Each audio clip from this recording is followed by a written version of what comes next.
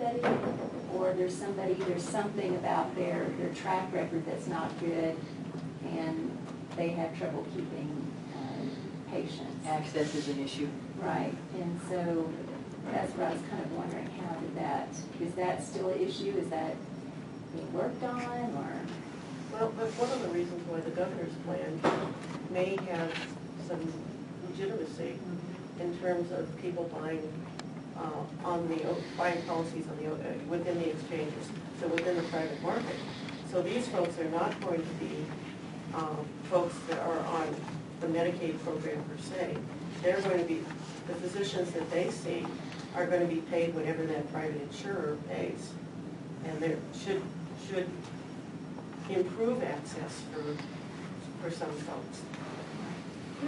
Can I speak to this just a little bit?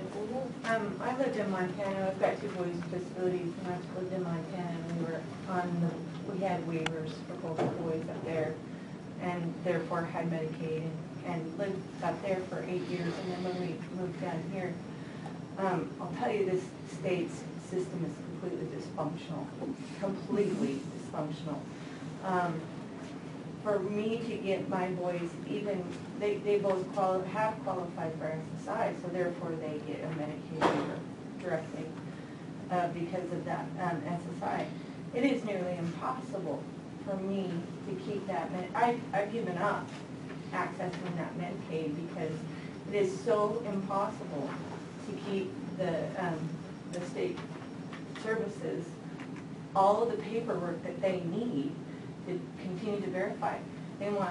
Even though we've already verified income, therefore receiving SSI, everybody wants more verification, but it's impossible to get a live person on the phone. It's very difficult to find out what they want, and then when we had it, we'd go and take them to the dentist, and nobody would accept it. Nobody wants to take it. So it's just not even worth it for me to even. But it is worth it for you to write to your legislators. Yeah. So, and you have to figure maybe bullet points. Yeah. You know, the issues, so they'll. And the Medicaid waiver, it's taken me 2 years to get both of them even on the waiting list because it is just. How old are they? 14-year-old and a 9-year-old. But it has been so challenging to go through the red tape. You know, in Montana, I could walk into an office and talk to somebody and get it straightened out, and you can't do that. And it's so ridiculously. A couple of years ago, when the state was going through the recession, there was an opportunity to restructure the way things were done. Because prior to the recession, there were regional offices, and you could walk into a regional office and you could talk to a person. And now everything is centralized. And Medicaid eligibility is being done through workforce services, who prides themselves on how many people they can serve at a lower cost. Quality's kind of gone out. So, I mean, again, we've gone to this business model where, as opposed to talking about how many people we're serving and the quality of the service, we're talking about the cost per person to serve them. And they're very proud of the fact that they've gone, you know, that the amount of money per person in terms of serving that person has gone down. Well, it's because it's accessible. I mean, I'm an intelligent person without a lot of challenges, and I still have a hard time navigating through it. Everybody has a hard time. And if anybody had any challenges or wasn't assertive, they just wouldn't even do it. And so it's just completely impossible. You know, you've got your hotline you're supposed to call, and you call them and say, I'm having trouble with this. And all they have access to is what's on the web, which is what I can see. And they're like, well, sorry, I can't. Well, why are we paying these people to have, you know, to answer those phone calls when they can't help us? It's after 3. But Well, because of what you've been saying, I need to add one other thing. There's executive appropriations, and there's a Senate chair, and there's a House chair. The Senate chair, who I hope will return, is Lyle Hilliard from here. Doesn't he have a solid intellectual disability? Yeah, he has Down syndrome. hard problems and The various the things. very sad thing is the person who created that wonderful new development at the Workforce Services is now head of the Governor's Office of Management. Who's put up more barriers. That's where some of these changes in the appropriations process are coming out of the Governor's Office. So write them. You're saying write them? No. What, write Well, them? Lyle is an influential person. I hope he will be back as Senate Chair of Executive Appropriations. But even if he isn't, he needs to be contacted. Yeah, And Senator Knudsen needs to be contacted too. because he's in leadership. He's in Senate leadership, and he needs to know your fears and the problems you're having.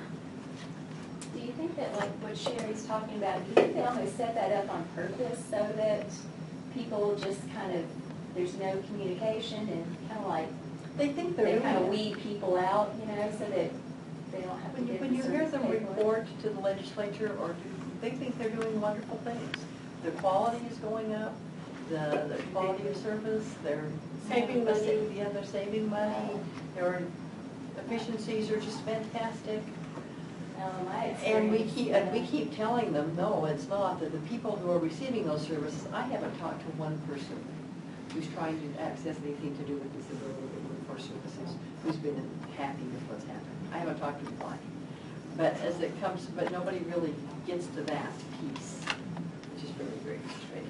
Although I do think the new director is really trying to make some, Director workforce services is trying to create a little bit better environment. He inherited something on But then, you know, but he's still working under, in some ways, the person who did create it, because she's in the governor's office with a lot of influence. But just to send something to introduce yourself, not asking for anything, not talking about any issues, just kind of who you are, what you're doing, what your interests are, congratulate them on their election, just kind of break that ice a little bit.